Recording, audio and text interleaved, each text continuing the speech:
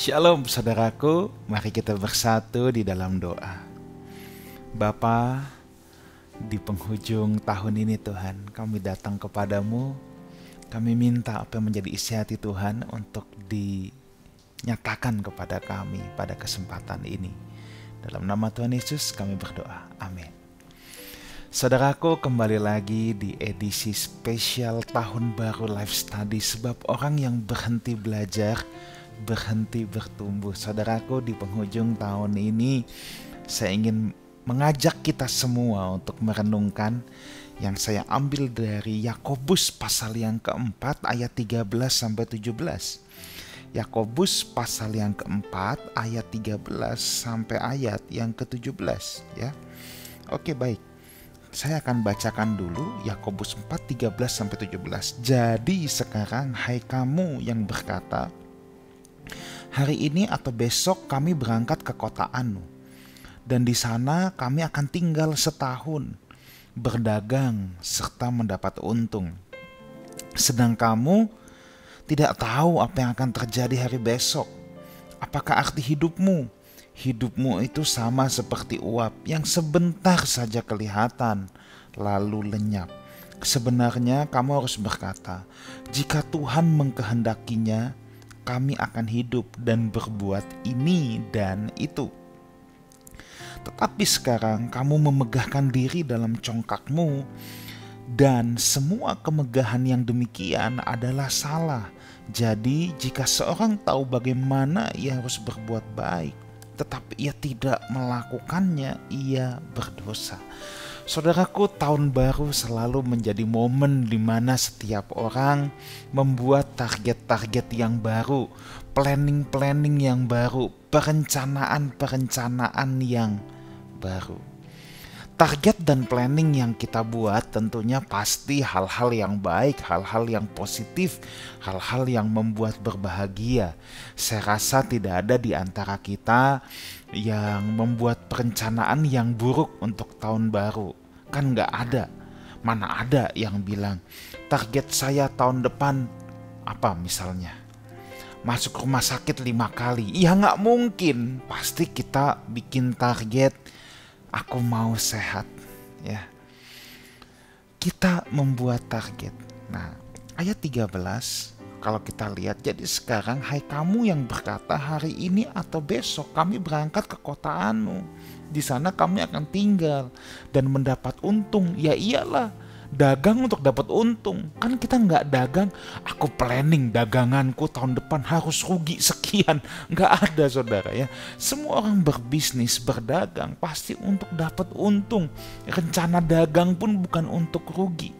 Nah, kalau kita lihat di sini ayat 14 sekarang. Sedang kamu nggak tahu apa yang terjadi hari besok. Apakah arti hidupmu?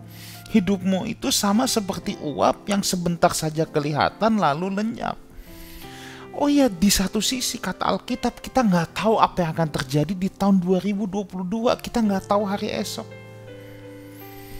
Seakan-akan kalau kita cuma baca sampai ayat 14, seperti Alkitab melarang kita untuk membuat sebuah planning, untuk membuat sebuah perencanaan.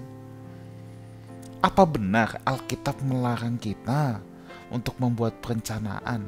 Kan ada pepatah umum juga yang berkata, if you are fail to plan, you are plan to fail. Ya, if you are fail to plan, jika saudara gagal dalam merencanakan, you are plan to fail. Saudara merencanakan untuk gagal. Orang yang gagal dalam perencanaan atau orang yang tidak membuat persiapan, orang yang tidak membuat perencanaan, maka sebenarnya dia sedang merencanakan untuk gagal, mempersiapkan diri untuk gagal. So, apakah Alkitab melarang kita untuk membuat perencanaan? Tentu tidak, saudara ya. Dalam kitab Injil Lukas pun dikisahkan ada raja yang mau pergi berperang, hitung dulu katanya pasukannya.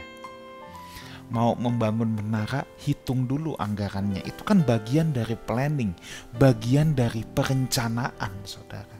Ya, kata Alkitab bilang jangan sampai kamu bisa memulai, tapi kamu tidak bisa menyelesaikan. Nanti orang-orang malah menghina kamu. Nah, disinilah bahwa bahwa Alkitab, kebenaran firman Tuhan tidak menolak yang namanya perencanaan, saudara. Alkitab tidak menentang perencanaan. Ya, Alkitab mengingatkan ya, hidup seperti uap, sebentar saja lalu lenyap. Ya betul. Di sini memang dikatakan hidup seperti uap, sebentar lalu lenyap. Apakah itu berarti kalau hidup ini singkat berarti kita tidak perlu melakukan perencanaan? Kita tidak perlu merencanakan hal yang baik? Oh, hidup ini singkat, pastor, kita nggak usah cari untung dalam bisnis. Itu bodoh. Ya. Sebab ada orang yang berpikir hidup ini singkat. Ya udah, kita mah nggak usah ngapa-ngapain. Itu bodoh. Kita punya tanggung jawab sebagai duta-duta Allah. Bagaimana kita jadi berkat kalau hidup kita tidak produktif? Bagaimana kita jadi berkat kalau kita jadi bernalu, saudara? Ya. Bagaimana kita bisa jadi berkat kalau kita minta-minta terus? Hidup kita tidak produktif. Nah, kalau kita nggak melakukan perencanaan, cuma berkata, hidup ini singkat, hidup ini seperti uap, besok juga lenyap, besok mati juga kita nggak tahu. Iya, kalau saudara besok mati, kalau besok masih hidup dan menyusahkan orang lain gimana? Apa yang saya katakan ini bukannya berarti saya mengajarkan untuk mencintai dunia, tidak loh, tidak. Mencintai dunia adalah kalau value yang kita pakai adalah value-value dunia. Value yang kita pakai dalam bekerja, dalam berdagang, value yang kita pakai tetap value-nya Tuhan. Tanggung jawab sebagai duta besar kerajaan Tuhan. Itu value yang kita kenakan, itu value yang kita pakai, saudara. Jadi kalau kita membuat perencanaan, kita menyelenggarakan hidup ini sebaik-baiknya, seproduktif-produktifnya, itu bukan berarti kita tidak menghargai kekekalan. Justru karena kita sangat menghargai kekekalan, kita menghargai korban Tuhan Yesus di atas kayu salib, maka kita menyelenggarakan hidup ini sebaik-baiknya, kita merencanakan hidup ini sebaik-baiknya. Nah, so what's the problem? Di sini di satu sisi kita melihat seakan-akan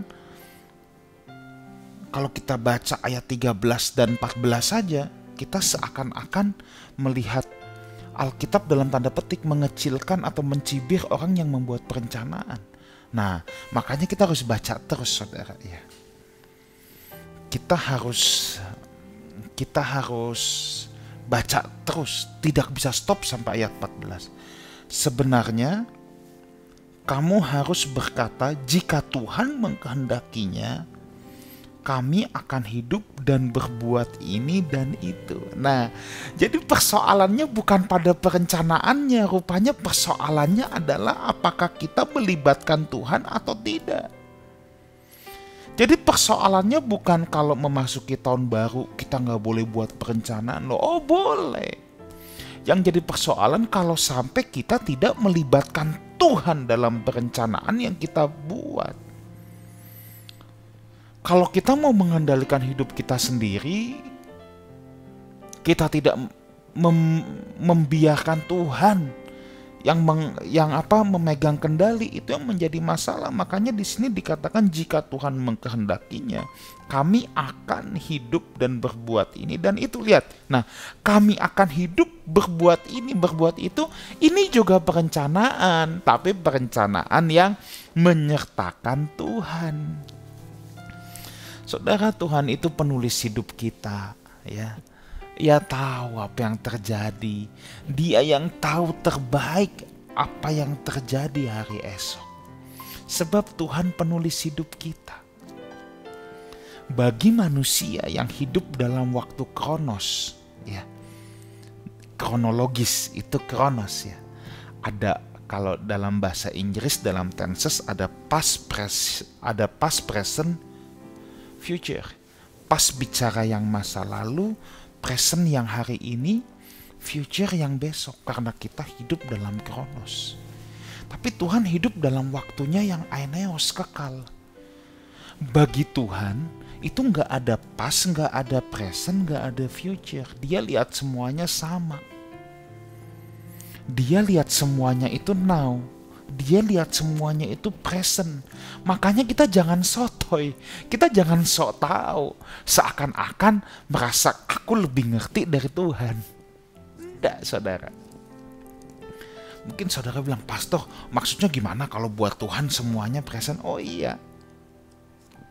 Kalau kita hidup dalam urutan-urutan waktu ini, kita jalan di dalamnya.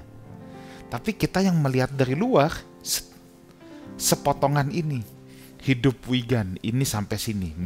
Ya, misalnya lahir tahun sekian, meninggal tahun sekian.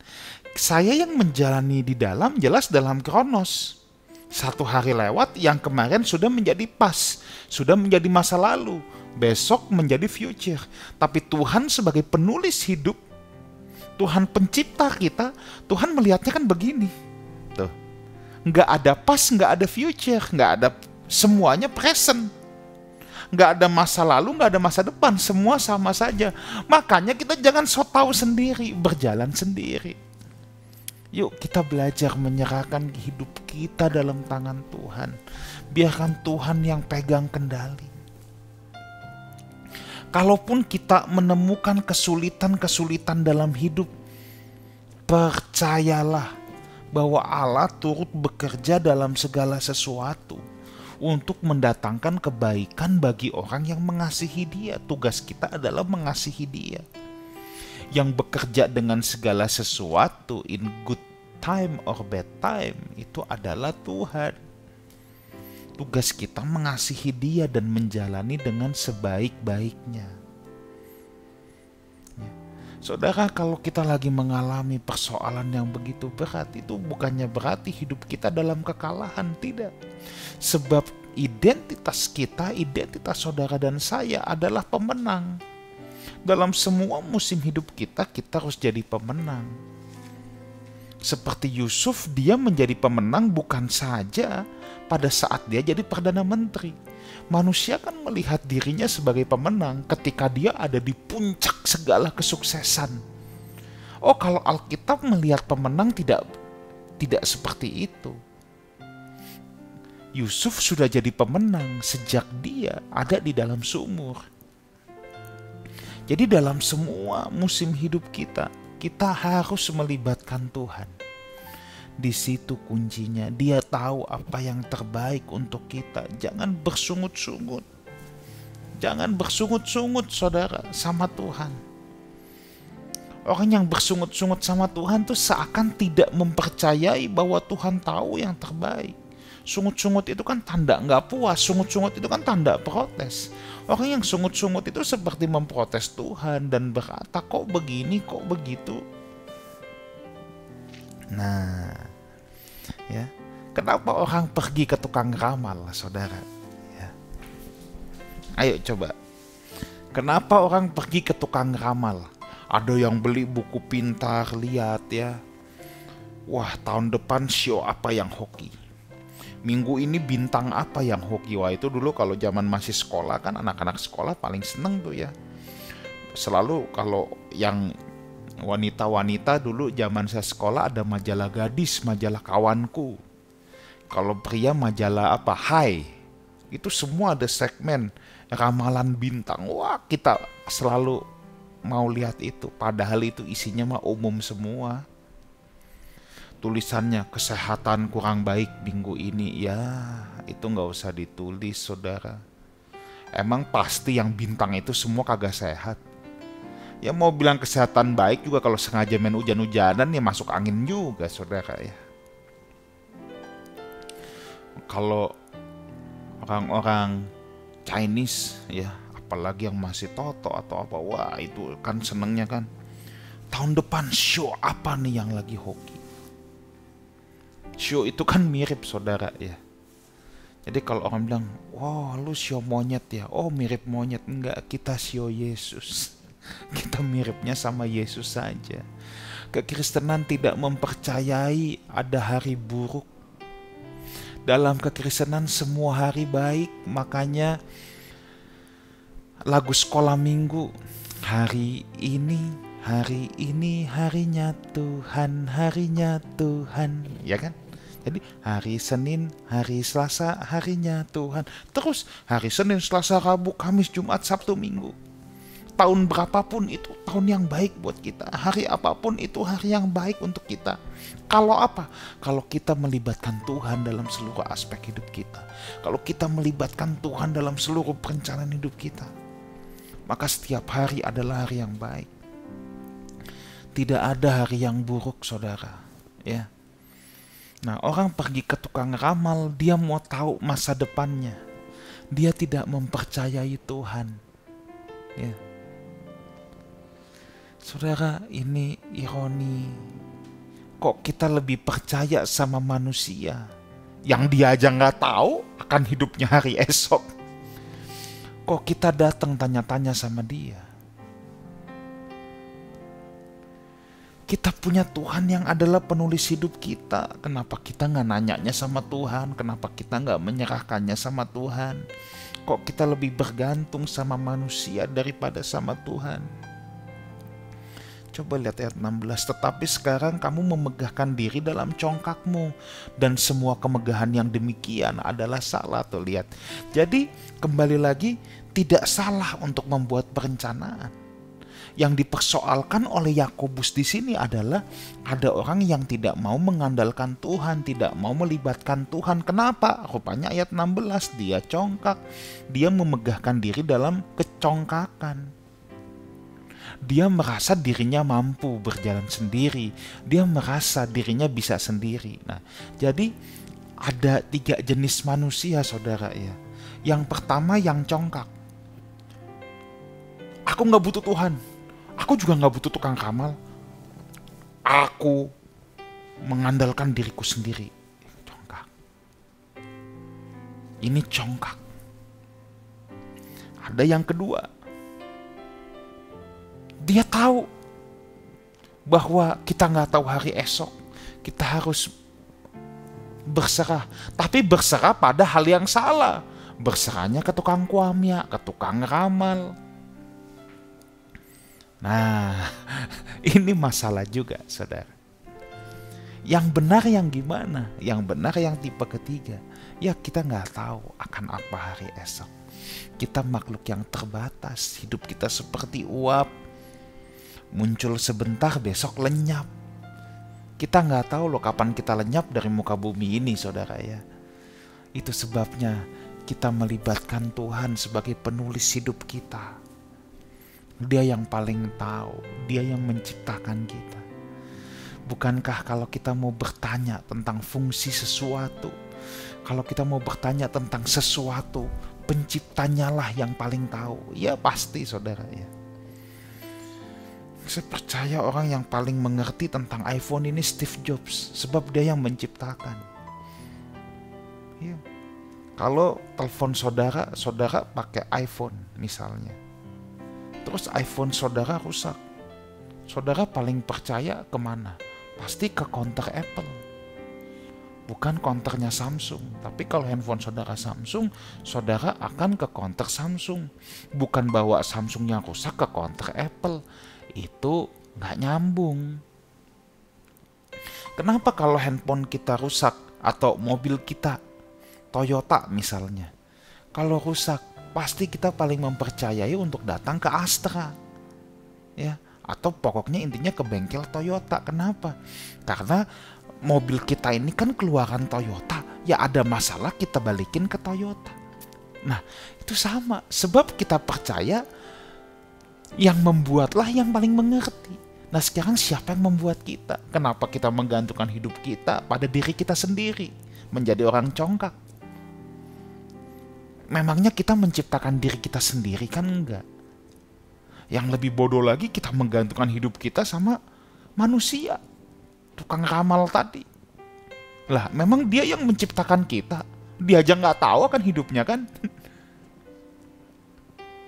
Yuk kita datang sama pencipta kita, sebab dia yang menciptakan kita. Dia yang paling tahu tentang kita. Saudara, Tuhan lebih mengetahui tentang diri kita daripada kita sendiri. Percaya deh. Tuhan lebih mengetahui tentang diri kita daripada kita sendiri. Tuhan itu mengenal kita sampai Daud bilang, engkau yang menenun aku sejak dalam kandungan ibuku. Siapa yang masih bisa ingat apa yang dia lakukan di usia 1 tahun, 2 tahun, 3 tahun? Ingat gitu persis? Nggak ada, saudara ya. Siapa yang masih ingat persis kesadarannya sudah lengkap saat dia onge? Baru dilahirkan keluar dari kandungan ibunya. Siapa? Pasti nggak ada. Tapi saya percaya kalau Tuhan itu sudah yang membentuk kita dari kandungan ibu kita. Wah, dia yang paling mengenal saudara dan saya. Yuk jangan congkak. Jangan andalkan kekuatan sendiri. Kita harus membuat perencanaan tapi melibatkan Tuhan di dalamnya. Gimana cara melibatkan Tuhan? Selalu kita lihat dalam perencanaan kita. Yang pertama, kita berdoa dalam membuat perencanaan. Yang kedua, kita lihat apakah perencanaan yang kita buat bertentangan atau tidak dengan kebenaran firman Tuhan. Yang ketiga, kita lihat apakah perencanaan yang kita buat merugikan orang lain, melukai sesama. Itu harus kita perhitungkan. Apakah perencanaan yang kita buat ini melukai Tuhan, merugikan orang lain? Apakah perencanaan yang kita buat ini egois? Nah, makanya ditutup di ayat 17. Jika seorang tahu bagaimana ia harus berbuat baik, tetapi ia tidak melakukannya, ia berdosa. Jangan kita bikin perencanaan, tapi bikinnya itu untuk kemuliaan kita, bukan untuk kemuliaan Tuhan.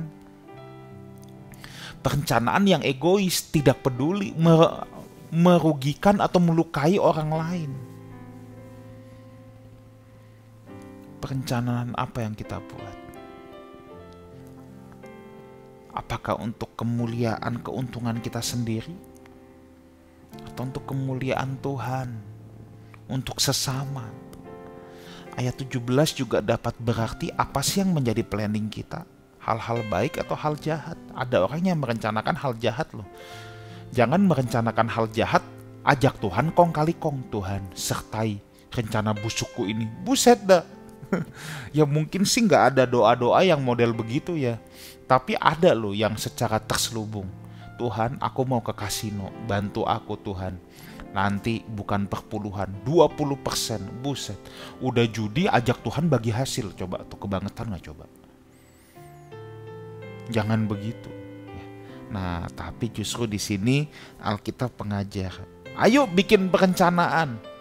Ayo melibatkan Tuhan, dan perencanaannya harus yang baik. Sebab jika seseorang tahu bagaimana ia harus berbuat baik, tapi ia tidak melakukannya, ia berdosa. Nah, rupanya saudara, kesalahan di mata Tuhan. Ya, kalau kita tahu bikin yang baik, kita sengaja nggak mau bikin yang baik, itu pun juga udah salah. Jadi belum sampai bikin yang jahat loh. Kita tahu mesti bikin yang baik gimana, tapi kita nggak mau melakukannya, itu pun udah salah di hadapan Tuhan. Saya percaya tahun 2022 ini kita masuki bersama Tuhan. Kita berdoa, kita membuat perencanaan, kita membuat perencanaan yang baik. Kita membiarkan Tuhan menjadi kaptennya, yang menjadi pemegang kendali. Dan perencanaan yang kita buat semuanya untuk kemuliaan nama Dia. Tuhan Yesus menyertai kita semua. Haleluya. Bapa dalam sorga, kami bersyukur untuk kasih dan kebaikan Bapa. Biarlah memasuki tahun yang baru, Tuhan yang memegang kendali semuanya. Sepanjang tahun Tuhan yang memegang kendali hidup kami. Kami mau melakukan yang baik, dan semua yang kami rencanakan hanya untuk kemuliaan nama Tuhan saja. Kami tidak mau menjadi orang yang sombong, tapi kami mau menjadi orang-orang yang mengandalkan Tuhan. Bukan mengandalkan kekuatan kami sendiri, bukan mengandalkan manusia, tapi mengandalkan Tuhan saja. Terima kasih, dalam nama Tuhan Yesus kami berdoa. Amin. Saudara, selamat memasuki tahun yang baru, tahun 2022.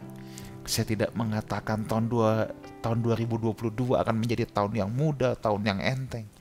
Tetapi yang saya mau bilang gini, di setiap musim hidup kita, ada Tuhan di sana yang senantiasa berjalan dengan kita. Tuhan Yesus menyertai kita semua. Sampai jumpa di program berikutnya Life Study, sebab orang yang berhenti belajar, berhenti bertumbuh. God bless you.